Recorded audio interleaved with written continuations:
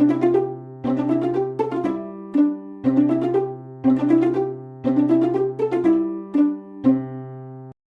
warahmatullahi wabarakatuh. Shalom, Om Swastiastu, Namo Buddhaya, Salam Kebajikan. Selamat siang Ibu Lina, selaku dosen pada mata kuliah Manajemen Pemasaran Internasional kelas E dan teman-teman semua. Pada kesempatan kali ini, kami dari kelompok 5 akan mempresentasikan kembali materi mengenai strategi memasuki pasar global. Sebelum masuk ke pembahasan berikutnya, izinkan saya memperkenalkan rekan-rekan saya terlebih dahulu. Ada Marita Rambi dengan NIM 047, ada Rayhan Hamidan Basit dengan NIM 069, ada Adelia Nur Syafiqoh dengan NIM 083, dan ada saya sendiri Alia Putri Darmayanti dengan NIM 085. Baik, kita akan masuk ke pembahasan pertama, yaitu apa sih strategi memasuki pasar global itu? Oke, jadi saat ini pasar global semakin kompleks sehingga memerlukan pendekatan baru. Pembeli dari negara maju mempertimbangkan berbagai faktor seperti harga, kualitas merek, keunikan, dan standar operasi saat memilih produk dari negara berkembang. Mereka juga semakin kritis terhadap sistem produk negara berkembang terkait dengan isu lingkungan, keamanan, tenaga kerja anak, dan juga keberlanjutan produk. Yang akhirnya ini semua menimbulkan tuntutan untuk memastikan asal-usul produk dengan jelas, dampak lingkungan, dan manajemen produk yang berkelanjutan. Oke, kesimpulannya, menurut Ginting 2008, strategi pemasaran global adalah strategi yang mengakar pada konsep kepuasan pelanggan, mempertimbangkan persepsi pelanggan terhadap produk atau layanan. Tersebut adalah biaya investasi strategi memasuki pasar global. Jadi sebelumnya strategi memasuki pasar global itu ada 5. Yang pertama ada ekspor, lisensi, kontrak manufacturing, joint venture, dan juga equity stake atau akuisisi atau juga investasi. Nah, biaya investasi dengan keterlibatan yang rendah dan biaya yang rendah dalam strategi memasuki pasar global itu ada strategi ekspor, lisensi, dan juga kontrak manufacturing. Lalu biaya investasi dengan keterlibatan yang tinggi dan juga biaya yang tinggi pada strategi memasuki pasar global itu ada strategi joint venture dan juga strategi equity stake atau investasi. Menjelaskan tentang lisensi dan jenisnya. Dari pengertian, menurut Christian Toffler dan Jenny Imber, mengatakan lisensi adalah kontrak perjanjian antara dua entitas bisnis yang diberikan kepada pemegang lisensi untuk nama merek, paten, atau hak milik lainnya, dalam pertukaran untuk biaya atau royalti. Mereka juga mengatakan, dalam lisensi dimungkinkan untuk keuntungan dari keterampilan, modal ekspansi, atau kapasitas lain dari lisensi. Lisensi sering digunakan oleh produsen untuk memasuki pasar luar negeri di mana mereka tidak memiliki keterampilan. Adapun jenis-jenis lisensi itu sangat banyak, diantaranya mungkin ada lisensi teknologi, memberikan hak kepada pihak lain untuk menggunakan teknologi milik lisensor seperti paten, desain industri, atau rahasia dagang. Biasanya digunakan untuk transfer pengetahuan dan keahlian teknis. Contohnya, lisensi penggunaan teknologi mesin manufaktur kepada perusahaan lain. Selanjutnya ada lisensi produk, memberikan hak kepada pihak lain untuk memproduksi, menjual, atau mendistribusikan produk milik lisensor. Sering digunakan dalam industri manufaktur dan retail. Contohnya lisensi produksi dan penjualan mainan karakter kartun kepada perusahaan manufaktur mainan. Selanjutnya ada lisensi hak cipta, memberikan hak kepada pihak lain untuk menggunakan karya cipta miliknya atau milik lisensor seperti buku, musik, film, atau software. Cakupan hak cipta biasa bervariasi seperti hak reproduksi, hak adaptasi, hak pertunjukan, dan hak edar. Contohnya, lisensi penerbitan buku kepada penerbit untuk mencetak dan menjual buku tersebut. Lisensi merek dagang, memberikan hak kepada pihak lain untuk menggunakan merek dagang milik lisensor, seperti logo, nama, atau slogan, dimana untuk melindungi identitas dan reputasi brand. Contohnya, lisensi penggunaan merek dagang restoran cepat saji kepada perusahaan lain untuk membuka cabang di wilayah tertentu. Selanjutnya, Tentang pengaturan khusus lisensi, peraturan ini adalah dalam konteks pasar global merupakan strategi yang strategis dan efektif yang sering digunakan oleh perusahaan untuk memperluas jangkauan bisnis mereka ke pasar internasional.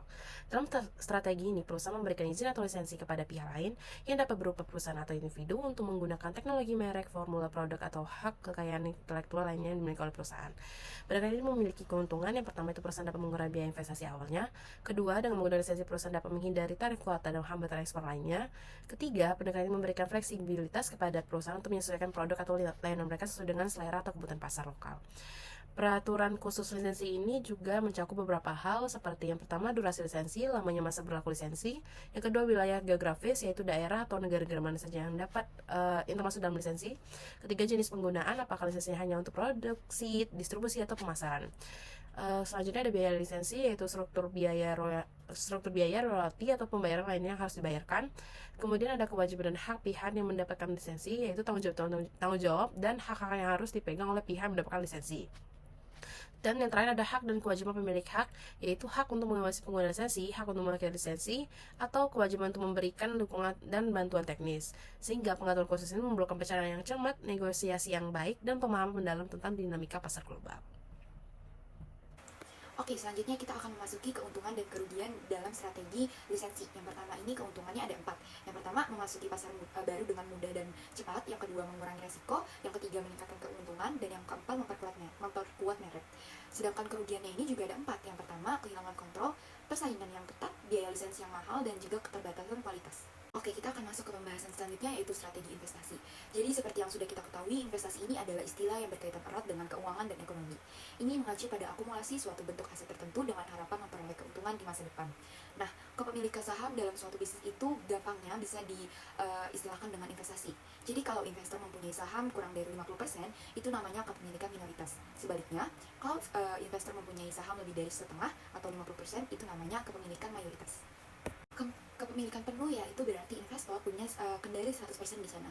Ini bisa didapat dengan cara memulai bisnis baru dari awal, yang biasa disebut sebagai investasi greenfield. Menurut definisi, investasi langsung menganggap bahwa investor memiliki kendali atau pengaruh yang signifikan terhadap investasi tersebut. Namun, hal ini bertentangan dengan portofolio investasi, di mana hal tersebut menganggap bahwa investor tidak memiliki pengaruh atau kendali yang signifikan. Selanjutnya adalah joint venture atau usaha patungan. Istilah joint venture sering digunakan dalam masyarakat untuk merujuk pada kerjasama bisnis antara pihak yang berbeda, di mana masing-masing pihak memiliki kontribusi aset atau sumber daya. Dalam konteks pemerintahan, joint venture merujuk pada bentuk kerjasama antara perusahaan milik negara dan swasta domestik dengan investor asing. Menurut regulasi penanaman modal, investasi asing dapat dilakukan dengan dua cara. Pertama, dengan modal sepenuhnya dari pihak asing. Kedua, dengan menggabungkan modal asing dan modal domestik. Dalam skenario pertama, investasi sepenuhnya asing, keputusan dan pengambilan keputusan biasanya dipegang oleh pihak asing dengan persetujuan dari pemerintah. Sementara dalam skenario 2 yang melibatkan joint venture, kedua pihak harus menyusun perjanjian kerjasama sebelum mendirikan perusahaan patungan. Aspek-aspek yang perlu diperhatikan dalam joint venture meliputi detail perjanjian, struktur modal, manajemen perusahaan, faktor ekonomi makro dan mikro, serta aspek sosial dan budaya di lokasi investasi. Faktor-faktor teknisnya seperti perbedaan bahasa, sistem hukum, dan posisi negosiasi antara pihak-pihak juga perlu diperhatikan. Nah, untuk joint venture sendiri itu terdapat di Undang-Undang Penanaman Modal Nomor 25 Tahun 2007, Pasal 77 Peraturan Pemerintah Pengganti Undang-Undang Cipta Kerja, dan yang terakhir di Pasal 2 Peraturan Pemerintah Nomor 20 Tahun 1994. Selanjutnya saya akan menjelaskan tentang investasi melalui saham ekuitas atau kepemilikan penuh. Investasi melalui pernyataan modal atau kepemilikan penuh adalah strategi di mana perusahaan melakukan investasi langsung dengan mendirikan anak perusahaan baru dan bisa juga mengakuisisi perusahaan yang sudah ada di negara lain, atau membentuk kemitraan dengan perusahaan lain di negara tersebut, ataupun bisa disebut joint venture. Perusahaan multinasional dapat memasuki pasar luar negeri dengan cara kepemilikan langsung atau manufaktur berbasis luar negeri. Baik, selanjutnya saya akan menjelaskan keuntungan dari investasi melalui penyertaan modal atau kepemilikan penuh. Yang pertama ada kontrol penuh. Perusahaan memiliki kontrol penuh atas operasinya di pasar internasional karena memiliki kepemilikan langsung terhadap anak perusahaan atau perusahaan yang diakuisisi. Selanjutnya ada akses pasar. Perusahaan mendapatkan akses langsung ke pasar baru melalui anak perusahaan atau perusahaan yang diakuisisinya. Dan yang selanjutnya ada perlindungan hak cipta. Perusahaan dapat lebih mudah melindungi hak ciptanya karena memiliki kontrol langsung terhadap operasinya di pasar internasional. Dan yang terakhir ada efisiensi. Melalui anak perusahaan atau perusahaan yang diakuisisi, perusahaan dapat mencapai efisiensi yang lebih besar dalam pengelolaan bisnisnya. Selanjutnya saya akan menjelaskan tentang aliansi dengan perusahaan Asia.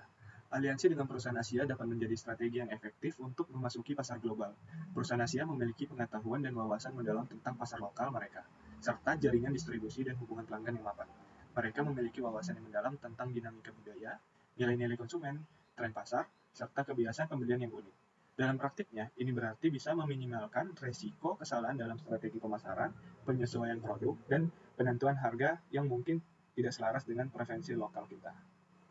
Selanjutnya, strategi kemitraan global. Strategi kemitraan pada dasarnya menekankan pada kolaborasi antara dua orang atau lebih dengan tujuan mencapai hasil bisnis yang spesifik melalui optimalisasi pengguna sumber daya dari setiap pihak yang terlibat. Kolaborasi internasional dan kemitraan strategis menjadi pendekatan efektif dalam mengatasi tantangan global. Melalui kerjasama dengan negara atau entitas bisnis lain, sebuah negara atau perusahaan dapat mengakses sumber daya yang lebih luas seperti penguatan posisi bisnis, penawaran harga yang lebih kompetitif, peningkatan produksi, inovasi produk, jaminan pasokan bahan baku yang konsisten, sehingga mendapatkan keuntungan dari penjualan produk serta memperluas jaringan bisnisnya. Meskipun demikian, aliansi yang diperbincangkan cenderung menunjukkan sejumlah karakteristik. Seperti yang pertama, peserta memiliki kebebasan untuk mengembangkan pembentukan aliansi.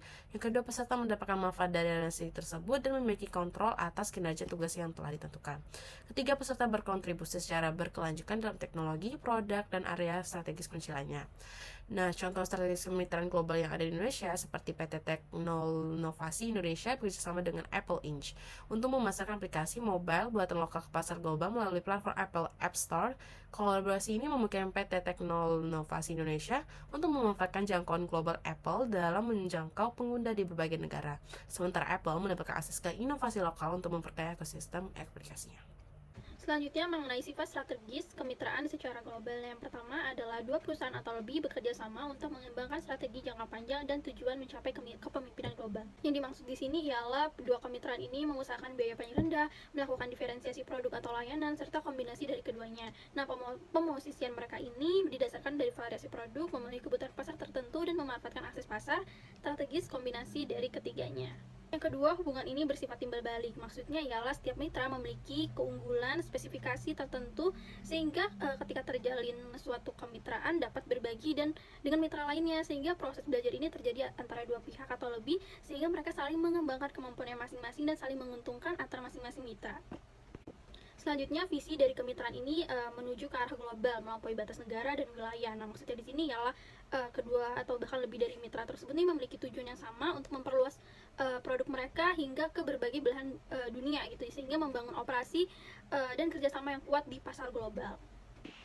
Selanjutnya, hubungan ini dibangun secara horizontal, bukan vertikal, yang artinya adanya transfer keberlanjutan antara sumber daya mitra, teknologi, pengetahuan, hingga integrasi sumber daya lainnya, sehingga itu semua tuh dianggap menjadi suatu norma dalam kemitraan ini. Sehingga mereka ini mau nih bekerja sama untuk menghasilkan nilai tambah yang signifikan dan berkelanjutan antar masing-masing mitra. Selanjutnya, jika hubungan ini bersifat vertikal, misalnya jika salah satu perusahaan atau suatu mitra diakuisisi oleh yang lain, maka kedua belah pihak harus memahami kekuatan inti mereka dan mampu mempertahankan posisi yang ada, sehingga mereka nih mampu nih menjaga daya saingnya dan mampu bekerja sama menciptakan nilai unik bagi pelanggan dan mitra di hulu hingga hilir dalam rantai nilai mereka. Selanjutnya, terakhir, meskipun bekerja sama dalam kemitraan global, jika mereka bersaing di pasar yang tidak termasuk dalam kemitraan ini, setiap peserta mempertahankan identitas nasional mereka masing-masing, sehingga nilai-nilai budaya yang ada pada tiap mitra ini tetap terjaga, hingga menunjukkan bahwa kemitraan ini tidak menghapus identitas masing-masing dari perusahaan atau suatu negara.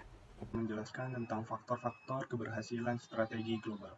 Yang pertama yaitu ada pemahaman mendalam tentang pasar sasaran, yaitu melakukan riset pasar yang ekstensif, di mana pahami budaya, preferensi konsumen, landscape kompetitif, regulasi, dan tren ekonomi di setiap pasar target. Gunakan berbagai metode riset, survei, wawancara, analisis data, dan observasi untuk mendapatkan gambaran yang komprehensif tentang pasar. Bekerja samalah dengan pakar lokal, melibatkan mitra lokal atau konsultan untuk mendapatkan wawasan dan perspektif yang mendalam. Keunggulan yang kedua yaitu keunggulan kompetitif yang jelas, yaitu identifikasi keunggulan unik, apa yang membuat produk atau layanan kita berbeda dan lebih baik dari pesaing. Yang selanjutnya, bangun proporsi nilai yang kuat. Jelaskan dengan jelas bagaimana produk atau layanan kita memberikan manfaat bagi pelanggan. Dan selanjutnya, lindungi keunggulan kita, yaitu gunakan hak kekayaan intelektual seperti paten dan merek dagang untuk melindungi keunggulan kita.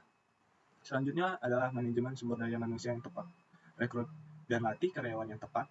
Cari individu dengan keterampilan, pengalaman, dan pola pikir global. Kembangkan budaya perusahaan yang inklusif. Ciptakan lingkungan kerja yang menghargai keragaman dan mendorong kolaborasi. Berikan kompensasi dan benefit yang kompetitif. Tarik dan pertahankan talenta terbaik dengan paket kompensasi dan benefit yang menarik.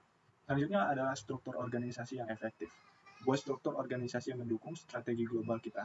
Pastikan struktur organisasi kita gesit, efisien, dan mampu beradaptasi dengan perubahan. Delegasikan otoritas dan tanggung jawab, berikan tim lokal otonomi untuk membuat keputusan yang cepat dan tepat. Selanjutnya, gunakan teknologi untuk komunikasi dan kolaborasi yang efektif, yaitu memanfaatkan alat komunikasi dan kolaborasi online untuk menghubungkan tim global kita. Dan yang terakhir ada adaptasi dan fleksibilitas. Ya, siaplah untuk beradaptasi dengan perubahan. Pasar global terus berubah, jadi kita harus siap untuk menyesuaikan strategi kita sesuai kebutuhan. Kembangkanlah produk dan layanan yang sesuai dengan pasar lokal, hindari pendekatan satu ukuran untuk semua, dan sesuaikan penawaran kita untuk memenuhi kebutuhan spesifik setiap pasar. Tetaplah tanggap terhadap tren dan perkembangan baru. pantau tren industri dan teknologi untuk memastikan kita tetap terdepan.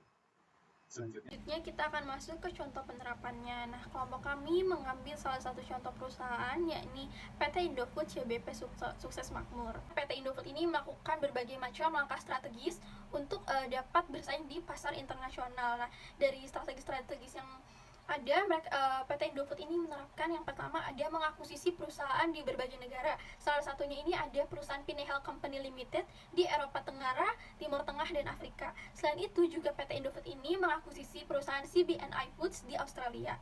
Nah, selain mengakuisisi perusahaan PT Indofood ini pun juga melakukan investasi langsung di negara Nigeria melalui The United Foods Industry dan Grup Tolaram. Selain itu juga PT Indofood ini melibatkan kemitraan lokal di negara-negara tertentu. Nah, contohnya ini ada di Filipina dan Thailand untuk mendistribusikan produknya.